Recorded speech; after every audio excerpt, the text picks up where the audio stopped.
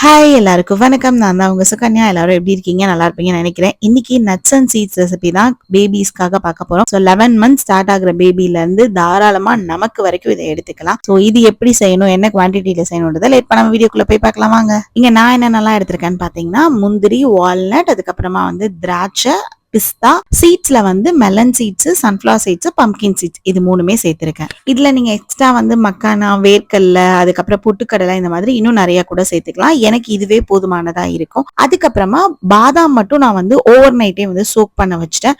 Minimum ஒரு 1 hour ஊற வச்சா கூட போதும். ஸோ ஈஸியா இந்த மாதிரி பாதாமோட தோலை எடுத்துடலாம். இப்ப நம்ம ப்ரொசீஜர் பார்த்துடலாம். ஃபர்ஸ்ட் பாதாம் மட்டும் ஈரமா இருக்கும் அப்படின்றதுனால அதை மட்டும் தனியா நான் ஸ்லோ ஃபிளேம்ல ஒரு 2 to 3 மினிட்ஸ்லயே நல்லா கோல்டன் ப்ரௌன் ஆயிடும். கருக விடாம நல்லா பொறுமையா வறுத்து எடுத்துக்கோங்க. என்னென்ன மெஷர்மெண்ட் பாத்தீங்கன்னா, பாதாம்ல இருந்து எல்லா நட்ஸுமே நான் 50 கிராம் எடுத்திருக்கேன். சீட்ஸ் 3 சீட்ஸ் மட்டும் 25 கிராம் எடுத்திருக்கேன். எனக்கு இதை அடிக்கடி வறுத்து பழக்கம் அப்படின்றதுனால நான் சீட்ஸ் எல்லாத்தையுமே ஒன்னா நான் வறுத்துக்கிறேன். சோ அப்ப லைக் எனக்கு வறுக்கிறதுக்கான அந்த பதமும் தெரியும். சோ அதனால நான் இப்படி வறுத்துக்கிறேன். ஃபர்ஸ்ட் டைம் நீங்க பண்ண போறீங்கன்னா தனித்தனியா செப்பரேட்டடா பண்ணுங்க. எப்படி நம்ம பாதாம் பண்ணமோ அந்த மாதிரி பிஸ்தா தனியா, முந்திரி தனியா, அந்த மாதிரி தனித்தனியா பண்ணுங்க. எப்பவுமே ஸ்லோ ஃபிளேம்லயே வச்சிருங்க, கருக விட்டுறாதீங்க. லைட்டா 1-2 அந்த கருகிற ஸ்மெல் வந்துட்டா கூட நிறைய குழந்தைங்க ஒமிட் பண்ணிடுவாங்க. அந்த டேஸ்ட்டுமே மாறிடும். சோ அதனால உங்களுக்கு பழக்கம் இல்லைன்னா நீங்க தனித்தனியா போட்டு இந்த மாதிரி ஸ்லோவா பண்ணிக்கோங்க. எனக்கு அந்த பழக்கம் இருக்கு அப்படின்றதுனால நான் சீட்ஸ் எல்லாமே ஒன்னாவும், அதுக்கப்புறம் நட்ஸ் எல்லாமே ஒன்னாவும் பண்ணிக்கிறேன். இது சூப்பரா வறுபட்டு அதுக்கப்புறமா எல்லா நட்ஸையும் நான் ஒன்னா போட்டுக்கிறேன். திராட்சை மட்டும் போட மாட்டேன். ஏன்னா திராட்சை சீக்கிரமாவே பொரிஞ்சிடும். இது கொஞ்சம் லேட் ஆகும்ன்றதுனால திராட்சை மட்டும் வச்சுட்டு மத்தபடி வால்நட், முந்திரி, பிஸ்தா எல்லாத்தையுமே ஒன்னா போட்டுட்டு அகைன் அதையுமே ஸ்லோ ஃபிளேம்ல வறுத்து எடுத்துக்கிறேன்.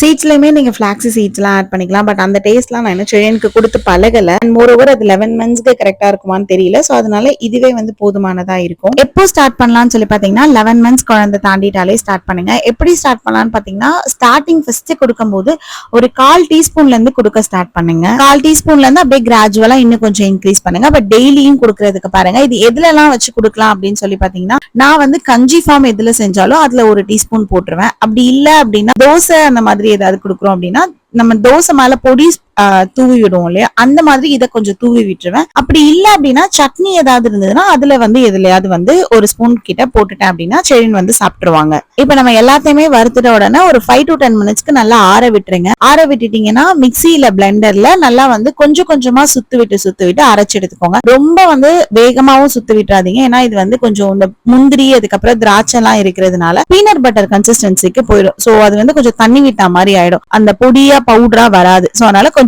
பார்த்து அரைங்க. எப்படி அரைச்சாலுமே பேஸ்டா வருதுன்னு 2-3 பேர் சொன்னீங்க. சோ அவங்களுக்கு நான் என்ன சொல்வேன்னா, மக்கானா இல்லைன்னா பொட்டுக்கல்ல இந்த மாதிரி ஏதாவது ஆட் பண்ணீங்க அப்படின்னா கொஞ்சம் உதிரியா வரதுக்கு சான்ஸ் இருக்கு. எது போட்டு அரைச்சாலும் கண்டிப்பா சலிச்சு எடுத்துருங்க. இது பண்றதுக்கு கண்டிப்பா கொஞ்சம் டைம் எடுக்கும். ப்ரொசீஜரும் நிறைய சலிச்சு எடுக்கணும், பாதாம் உரிக்கணும், இதெல்லாம் இருக்கும். பட் பண்ணிட்டோம் அப்படின்னா தாராளமா 20 days கிட்ட ஃப்ரிட்ஜ்ல நீங்க ஸ்டோர் பண்ணி கூட கொடுத்துக்கலாம். டெய்லி 1 ஸ்பூன் நட்ஸ் பவுடர் நம்ம கொடுக்கறதுனால கண்டிப்பா பேபியோட இம்யூன் சிஸ்டம்ல இருந்து லைக் பிஸ்தாலாம் நம்ம ஆட் பண்ணும்போது நிறைய பெனிஃபிட்ஸ் இருக்கு. என்ன கொடுத்தாலும் வெயிட் கெயின் ஆக மாட்டேங்கிறாங்கன்ற டவுட் நிறைய பேருக்கு இருக்கு. இதை 1/2 ஸ்பூன்ல ஸ்டார்ட் பண்ணி 1 ஸ்பூன் வரைக்கும் கொடுத்து பாருங்க. கண்டிப்பா ஒரு ஹெல்தியான வெயிட் கெயின் இருக்கும். உங்களுக்கு தெரிஞ்சவங்களுக்கு இது ஷேர் பண்ணி, நம்ம பேஜ் ஃபர்ஸ்ட் டைம் பாக்குறீங்கன்னா லைக் பண்ணி சப்ஸ்கிரைப் பண்ணிக்கோங்க.